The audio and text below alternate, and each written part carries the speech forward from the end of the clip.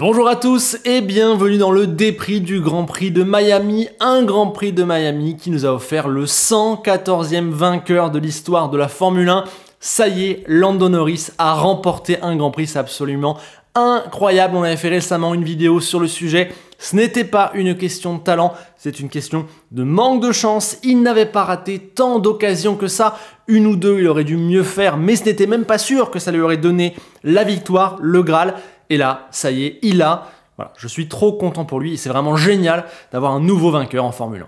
C'était fou, c'était rafraîchissant hier soir, le choc de voir le scénario tourner, la fraîcheur des réactions à l'arrivée, c'est génial, ça rappelle que la Formule 1 c'est un sport incroyable, que chaque Grand Prix est inratable.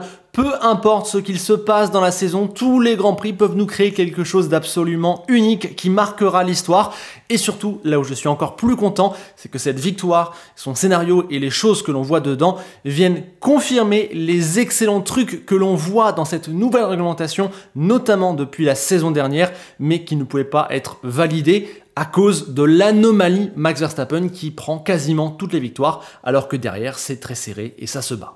On va revenir sur ce qui a mené à cette victoire évidemment, mais d'abord un mot sur la course en général qui a été jugée plutôt très bonne par tout le monde, de ce que j'ai lu un peu à droite à gauche, plus de 16 de notes aussi je crois sur Canal. Bon, je ne suis pas surpris vu ce qui s'est passé au niveau du scénario et vu les quelques grosses batailles qu'on a eues, Hamilton-Hülkenberg, Sainz-Piastri, Alonso-Ocon aussi. Malgré tout, perso, je reste un petit peu sur ma faim concernant la piste parce qu'hormis ces trois grosses batailles qui sont un peu allées au clash, bah il y avait de vrais écarts entre les voitures, on l'a vu, c'était dur de doubler, c'était dur de se suivre, c'est pas un circuit qui favorise vraiment ça et du coup bah voilà, je vois que Leclerc il a passé 20 tours dans la seconde de Piastri sans pouvoir le doubler, qu'il n'a pas pu non plus faire grand chose sur Verstappen à la fin, que Norris n'arrivait pas à doubler Perez alors qu'il avait un largement meilleur rythme que lui. Bon, voilà, j'ai pas été régalé par la qualité intrinsèque de la course. Et au final, on voit les 25 derniers tours, ça a été un peu une procession, ça ne s'est pas doublé devant, à part l'affaire Sainz-Piastri. Si on n'avait pas eu cette safety car, je pense que la course aurait été très très ennuyante. Mais bon, voilà, on va pas bouder notre plaisir, tout ça est surtout prometteur pour la suite, parce qu'on va y venir, on a vu de très bonnes choses, et sur des pistes encore meilleures qui favorisent vraiment le dépassement. Et la possibilité de ceci, ça va être génial. Imola dans 2 semaines, c'est beaucoup trop long, on aurait envie que ça arrive maintenant. Et je veux bien votre avis sur comment vous avez vu ce Grand Prix, est-ce que vous l'avez trouvé vraiment de bonne qualité. Mais revenons à Lando Norris, comment a-t-il gagné? Incroyable. Bon, première chose, le départ. Leclerc rate son impulsion, va passer 4e, mais Sergio Perez se rate encore plus au premier freinage sur la partie intérieure. Vraiment un énorme raté, il a freiné beaucoup trop tard. Il est à 2 doigts d'arracher Verstappen et Sainz. C'est une version vraiment extrême de ce qu'avait fait Hamilton à la veille. C'était vraiment là, pour le coup, beaucoup trop osé. Et je pense qu'il aurait pu prendre sa petite pénalité. Alors, non seulement parce qu'il revient un petit peu n'importe comment en piste après, mais bon, ça on n'est pas surpris, c'est Sergio Perez.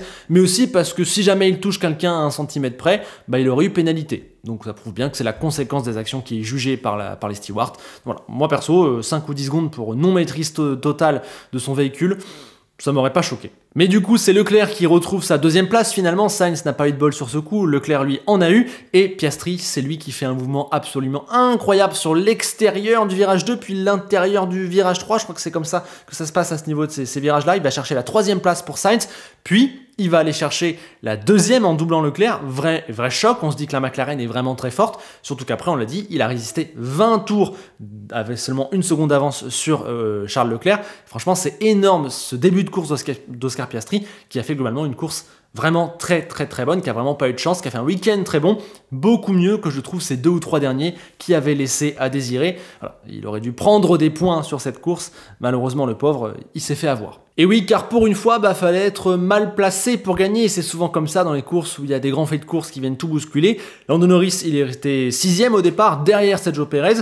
Au début, il n'avait pas trop de rythme, j'étais un peu surpris, puis d'un seul coup, il a activé, il a collé fort à Sergio, qui est rentré au stand, qui lui a laissé l'air libre, et là on s'est dit, ah ouais, il y a vraiment quelque chose dans cette McLaren, et Lando a fait le choix d'étendre son relais, parce qu'hier il n'y avait pas de dégradation, et il a étendu jusqu'au moment où cette safety car est arrivée, il était en tête.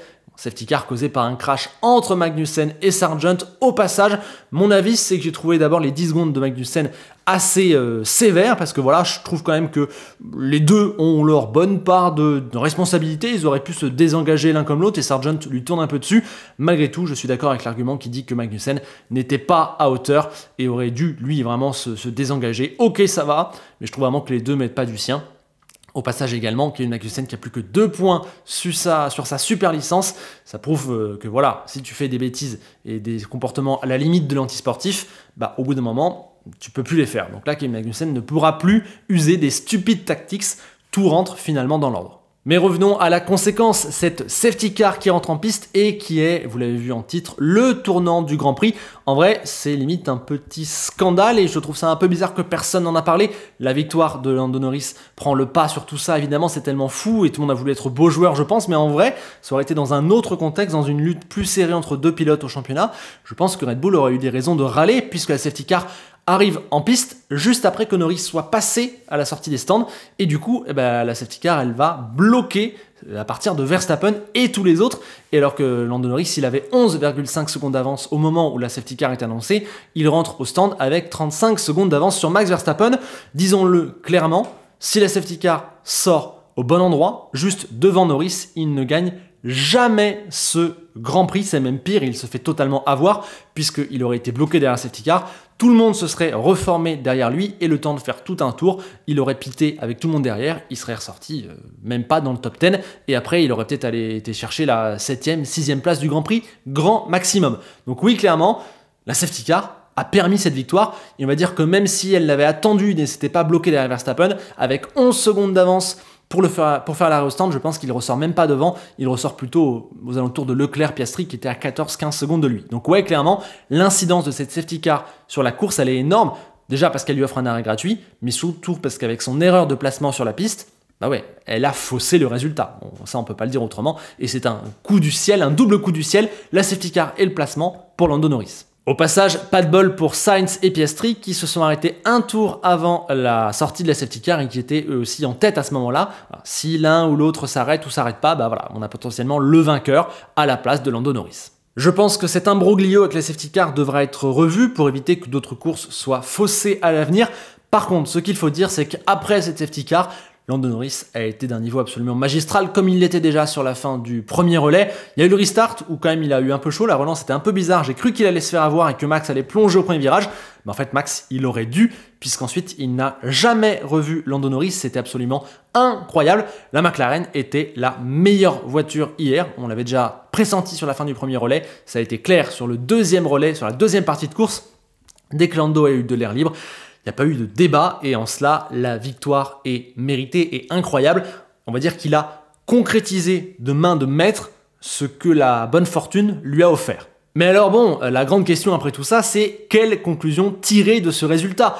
Est-ce que la saison est relancée ? Est-ce que McLaren est revenu au niveau de Red Bull, voire est passé devant ? Est-ce que finalement Red Bull n'était pas si forte que ça et ce sont des circonstances de course qui enfin les ont mis dans le mauvais mood, on va dire ? C'est fou en tout cas, mais attention, j'ai envie de démarrer par de la nuance, par dire qu'on a des raisons aussi de ne pas s'emballer. Première chose, évidemment, sans la safety car, Max Verstappen aurait encore gagné cette course. Je rajoute aussi que quand même, pour moi, on est sur un circuit un petit peu bizarre où les pneus ne dégradaient pas vraiment. Voilà, je suis pas sûr que Miami soit le circuit le plus représentatif de la saison et donc celui sur lequel on puisse tirer le plus grand nombre de conclusions. Et enfin, Max Verstappen a dit à l'arrivée qu'il avait des dégâts sur son diffuseur car Perez l'avait touché au départ. J'ai beau revoir les images, perso, je ne vois pas de contact, mais c'est ce que tout le monde a dit, Red Bull en premier. Et il y avait apparemment une éraflure sur le diffuseur. Je ne sais pas à quel point ça a compté, mais peut-être que ça explique en partie, voire en grande partie, ce rythme très bizarre à la fin de Verstappen. Malgré tout, il y a aussi des éléments qui poussent à s'emballer, clairement, parce que déjà, sur le premier relais, Max Verstappen n'avait pas un si gros rythme que ça comparé à Oscar Piastri. Il n'avait creusé que 4 secondes d'avance en 23 tours, c'est généralement beaucoup plus, donc ça c'est, je trouve, assez révélateur. Aussi, depuis le début de saison, on le sait, on l'avait souligné, on l'avait remarqué, la Red Bull, elle n'est pas aussi forte, elle n'est pas aussi à l'aise lorsqu'il fait déjà un petit peu plus chaud, lorsqu'elle est dans le trafic et lorsqu'elle est sur les pneus hard. Et là, dans le deuxième relais, c'était la combinaison de tout ça. Et on a vu que finalement, lorsqu'elle n'est pas mise dans les meilleures conditions, cette voiture n'a plus vraiment de marge sur les autres du plateau, sur la McLaren. Je pense que si la Ferrari s'était retrouvée devant, elle aurait eu une chance de gagner également, vu comment Leclerc a réussi à rester dans les roues de Verstappen. Donc ouais, voilà, cette Red Bull, elle est prenable sous certaines circonstances. Faudra le confirmer évidemment sur la suite, mais cette saison, elle prend un tournant vraiment extrêmement emballant. Surtout car le dernier point d'emballement, ce sont les upgrades apportés par McLaren. Il y en avait 11 je crois au total, c'est quasiment une McLaren B et ça marche. On n'avait pas pu le constater à cause du sprint et l'accident de Lando Norris et à cause de ces qualifications où ils ont fait un petit peu n'importe quoi sur les pneus, ce qui les a fait partir plus bas. Mais dès qu'ils ont eu de l'air libre, on l'a vu hier, ils avaient le meilleur rythme de la course et c'est la première fois depuis quoi, peut-être Singapour qui était une anomalie, qu'on a une voiture qui n'est pas Max Verstappen qui a le meilleur rythme et ça c'est vraiment incroyable. Ils avaient aussi, ça je l'ai noté, une vitesse de pointe démoniaque alors que c'était leur point faible sur ce début de saison et même sur l'an dernier. Ils ont réglé leur plus gros point faible, ils peuvent doubler, ils peuvent défendre. Voilà, cette McLaren maintenant, c'est presque devenu la référence. On verra si Max peut contrer des Imola ou Ferrari va répondre avec son propre package d'amélioration. Red Bull aura aussi l'occasion d'en introduire d'autres au fur et à mesure. Mais voilà, c'est incroyable et je suis content. Ça confirme les excellentes choses que l'on voit depuis un moment. La Formule 1 n'a jamais été aussi serrée que ça. Avec en plus beaucoup de voitures dans le coup, des conditions pour faire la course meilleures quand même, car on peut mieux se suivre et mieux se doubler que lors des précédentes régulations. Il y a encore des choses qui ne vont pas évidemment, mais voilà, c'est génial et jusque-là, les victoires qui restent le truc que l'on regarde le plus cachaient la vérité. Verstappen les prenait toutes, mais on a une Formule 1 ultra compétitive qui, je l'espère, ce week-end de Miami 2024 a pris le tournant qu'on attendait. En tout cas, au classement, Verstappen a pour l'instant toujours de l'avance. On va pas commencer à y penser. Vous le voyez, 38 d'avance sur Charles Leclerc, talonne désormais Sergio Perez. Sainz et Norris sont à 53 longueurs. Vraiment, Lando Norris a fait une excellente opération. C'était une journée magnifique pour lui, il a été absolument parfait. Et il prend désormais de l'avance sur le pauvre Oscar Piastri, qui devance toujours le trio Alonso-Mercedes. Et vous voyez qu'aussi Tsunoda est entré dans le top 10. Bref, on voit ce classement et on se dit qu'il reste 18 courses. Voilà, c'est extrêmement long, une avance de 50 points, 18 courses, c'est 2 courses quoi. Donc bref, on a hâte de voir Imola et la suite, notamment la longue tournée européenne. Les choses peuvent devenir vraiment ultra intéressantes et c'est vraiment génial. On a déjà évoqué en longueur les courses des deux pilotes McLaren, celle aussi de Max Verstappen. On passe rapidement sur celle de Sergio Perez qui, après s'être raté au départ, n'a jamais évolué dans ce Grand Prix. Il est toujours resté à la même position et on gagne une à la fin avec la pénalité de Carlos Sainz. Mais on va y revenir, on voit quand même que ça a été un peu difficile pour Red Bull et donc pour Sergio Perez encore un peu plus. Et généralement, Miami, c'est pas un circuit qu'il affectionne. J'ai hâte de voir comment il s'en sort si jamais la saison devient vraiment très serrée entre les équipes de tête. Mais parlons à présent de Ferrari qui finalement, sans évolution, a joué devant tout le week-end lors des qualifs, lors du sprint et prend finalement le meilleur résultat et n'a pas été ultra heureux. D'abord, il y a ce départ où Perez coupe la chic à Sainz qui allait ressortir deuxième et ça permet aussi à Piastri de venir s'insérer et de venir clairement les embêter parce que s'il avait été derrière les deux voitures rouges, ça n'aurait pas été la même et aussi les timings à la fois de la VSC et de la safety car n'ont pas du tout été en leur faveur. Donc voilà, malheureusement, ça n'a pas optimisé le résultat des pilotes rouges et bleus ce week-end. Ensuite, c'était trop dur de doubler, on l'a vu, Leclerc, qui d'ailleurs a fait un week-end vraiment parfait, il ne peut pas aller chercher aucun meilleur résultat, clairement, il n'a pas pu embêter Piastri puis Verstappen, malgré un rythme qui peut-être aurait pu être dans le coup s'il avait eu de l'air libre, et Sainz, lui, il a galéré 10 tours derrière Piastri, ça s'est un petit peu poussé hors piste d'un côté et de l'autre, et finalement, Carlos a fini par faire une erreur, à mon sens, les 5 secondes de pénalité sont logiques, parce qu'il perd le contrôle et va taper Oscar Piastri. Ça le fait passer de 4e à 5e et ça conclut un week-end, on va dire, assez délicat quand même pour lui, même s'il a su être à chaque fois dans le top 5 ou quasiment et aller chercher du coup des gros points. Forcément, Ferrari peut sortir de Miami un petit peu frustré parce que la course n'a pas tourné en sa faveur et aussi parce que c'est une McLaren qui s'est imposée, donc forcément à leur place, ils espéraient que ce soit eux qui brisent le succès de Red Bull évidemment, mais de leur côté, ils ont maximisé tout ce qu'ils pouvaient et surtout maintenant l'enjeu pour eux, c'est Imola, c'est ce package d'amélioration. Voilà, maintenant la situation, elle est claire, c'est à eux de faire une McLaren. Eux, ils en avaient déjà ce week-end des améliorations, on parle de Mercedes, mais ça n'a pas changé grand-chose finalement. Ils ont passé peut-être plus de temps à se battre avec Haas qui a talonné les équipes de tête. En vrai, je suis un peu vache puisqu'Hamilton a fait quand même un sacré week-end. Si on exclut son départ dans le sprint, il a été au combat avec Magnussen et avec Hülkenberg. Il a réussi à les passer. Il s'est aussi détaché de Tsunoda dans la course et il est remonté. Il termine dans les roues de Sergio Pérez, qui est finalement plutôt encourageant pour la Mercedes, qui était ce week-end la 4e force, notamment aussi en l'absence d'Aston Martin. Bon voilà, c'est pas tout négatif, mais on va pas se mentir, Mercedes est encore un petit peu trop loin du compte. Il n'arrive pas à toucher le paquet là des 6 hommes de tête. Bravo aussi pour la stratégie, puisque Lewis a fini la course en médium et je pense que ça l'a beaucoup aidé, notamment à se détacher de Tsunoda. On a vu que Russell, qui était en hard comme Tsunoda, n'a pas réussi à dépasser la Racing Bulls. Russell, qui était devant lors des 2 qualifications, qui s'est fait avoir au départ du sprint par l'accident autour de Lando Norris et qui a vécu un Grand Prix un petit peu délicat. Mauvais départ. Ensuite, il recolle à Lewis Hamilton, il est derrière, mais voilà, à la deuxième relance, il n'a pas réussi à se détacher de Tsunoda. Il soupçonnait à l'arrivée un problème sur sa voiture. Voilà, il était un petit peu en dedans, notamment ce dimanche où il l'a dit lui-même, il était un petit peu nulle part. Racing Bull, justement, on vient d'en parler avec Tsunoda, qui fait une opération absolument incroyable ce week-end. Après les 6 points récoltés dans le sprint, il y en a 6 nouveaux dans la course, avec la 7e place de Yuki, énorme, la 6e place du constructeur est pour l'instant extrêmement bien sécurisée, c'est cool.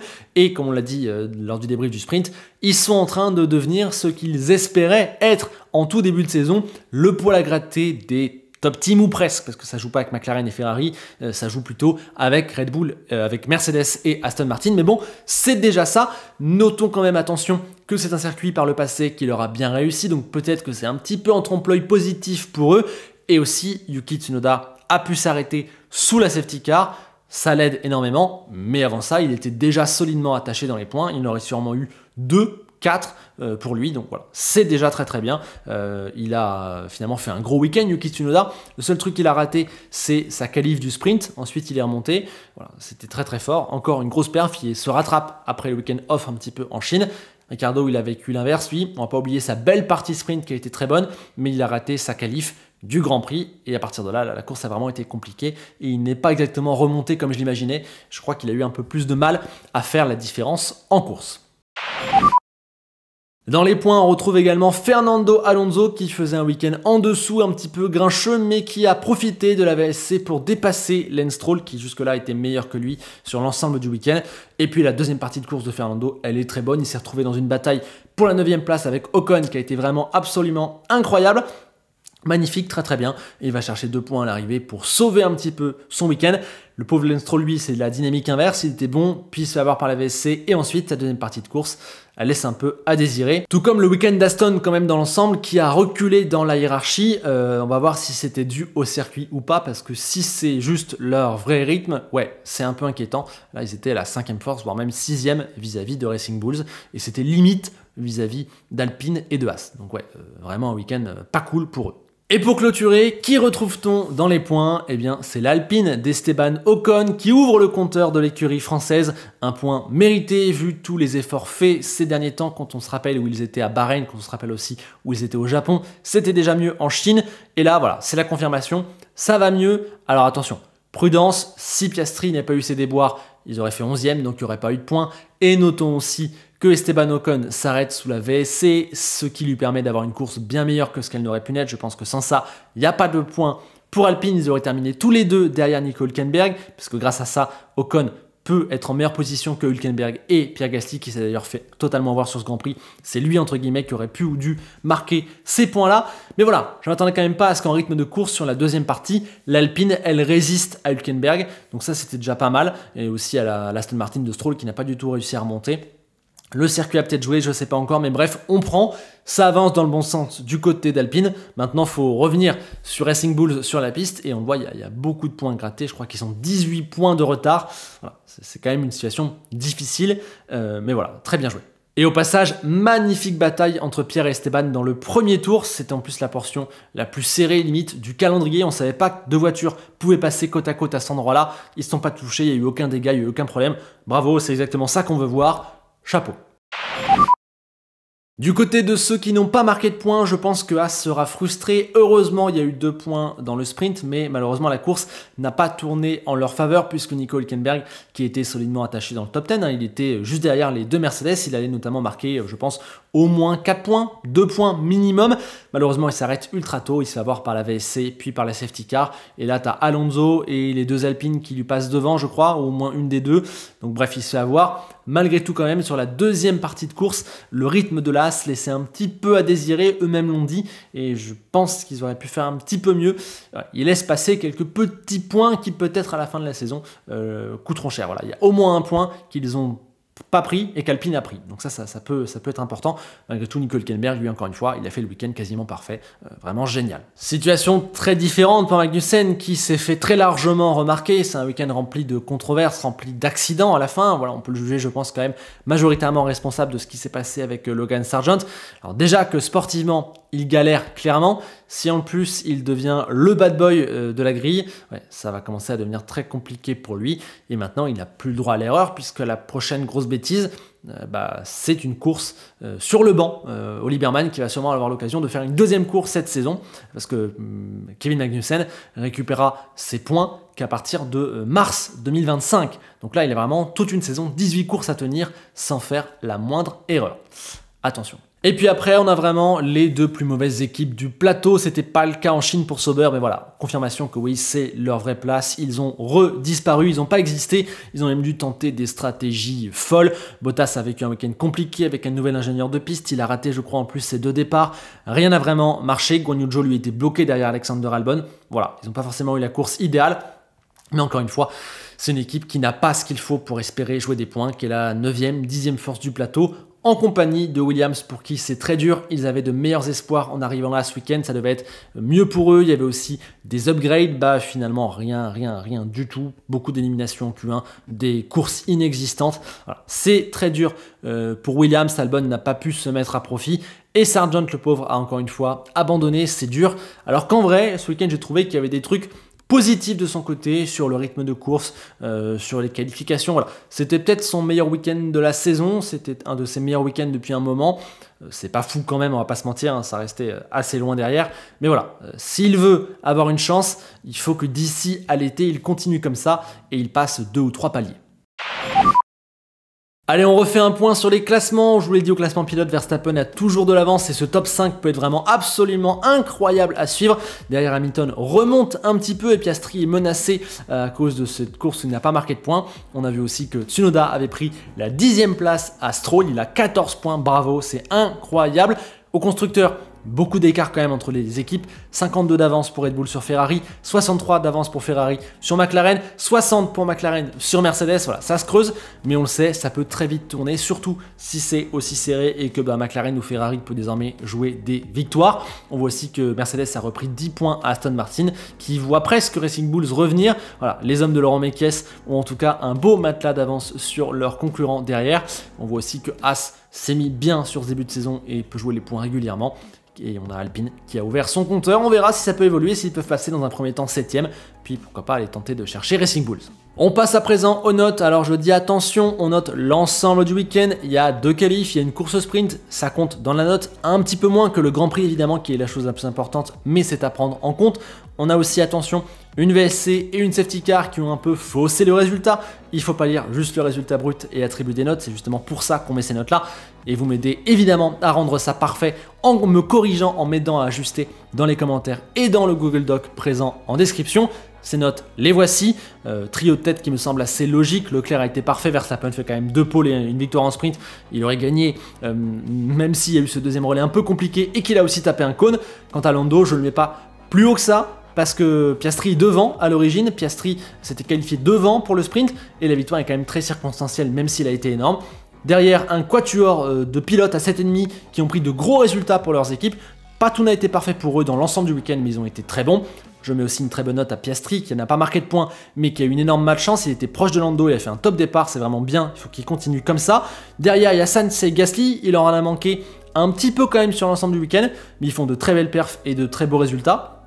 Un quatuor maintenant de pilote à 6, Alonso qui s'est sauvé dimanche, Stroll qui était dans le coup mais qui a moins bien fini, l'inverse. Perez qui finit 4ème, mais quand même c'était dur pour lui dans l'ensemble, on pouvait en attendre plus et il y a une erreur au départ. Et on n'oublie pas le très bon sprint de Ricciardo, dommage, la qualif du Grand Prix lui gâche sa partie Grand Prix. On retrouve ensuite Russell qui était un peu dedans, Albon qui n'a pas pu exister et qui a été quand même un petit peu moins flamboyant qu'à l'accoutumée, Sargent qui est un peu mieux que d'habitude mais qui reste loin, Joe que j'ai trouvé plus inspiré que Bottas, Bottas pour qui c'était dur, et enfin derrière Magnussen, trop dans les embrouilles et largement sous-performant vis-à-vis de Hülkenberg. Côté équipe, McLaren est devant, mais n'a 8,5 seulement car les qualifs sont ratés et le sprint, ils ont pris que 3 points ou 2 points. Red Bull, on a vu l'apparition de certaines limites. Ferrari avait un petit gap, mais ils ont joué devant. Racing Bulls, c'est un énorme week-end pour eux. Mercedes, c'est dur, mais il y a de beaux points et quelques trucs positifs le dimanche. Ensuite, on a un trio d'équipe avec Aston qui a été un peu absente. As, excellente samedi et qui aurait pu avoir des points dimanche. Alpine, elle, qui fait une vraie progression. Et enfin, au fond, les deux pires équipes qui sont assez loin derrière. Les moyennes générales sont à retrouver dans la description. Et voilà, c'est tout pour ce déprix. J'ai hâte de voir à Imola la suite de la saison. Je pense vraiment que ça a pris un tournant. En tout cas, je l'espère, ce sera confirmé. C'est génial, on se régale. Et ça fait des années qu'on le dit, depuis l'an dernier notamment. Il faut rester, c'est serré. Il ne manque que 2 ou 3 détails. Et bien peut-être qu'on y est. Voilà, c'est magnifique. On a toutes les raisons d'être optimiste. J'ai hâte de vous lire en commentaire, dites-moi ce que vous avez pensé de tout ça, de la victoire de Norris, du départ, de la safety car, voilà. J'ai hâte de vous entendre comme d'habitude, je serai là pour vous lire et pour vous répondre. Je vous laisse avec Enzo Ferrari qui, même s'il considère que McLaren est une équipe de garagistes évidemment, est quand même heureux d'avoir entendu, à ma connaissance, le premier God Save the King joué pour un pilote de l'histoire de la Formule 1. Vous me direz si j'ai la bonne stat. À bientôt.